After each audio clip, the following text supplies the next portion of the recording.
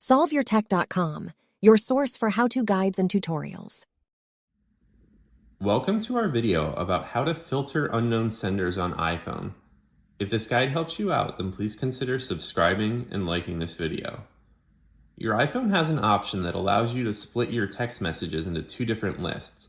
One of those lists is going to include the text messages from people that are in your contacts, and the other is going to include text messages from people that aren't in your contacts.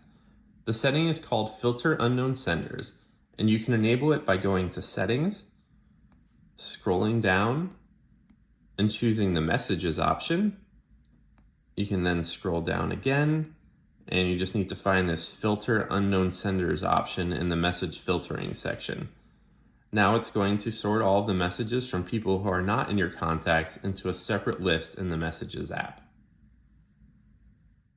Make sure to like this video and subscribe to our channel to see more tech guides like this one. For additional information on this topic and to read the entire article, click the link in the description to visit solveyourtech.com.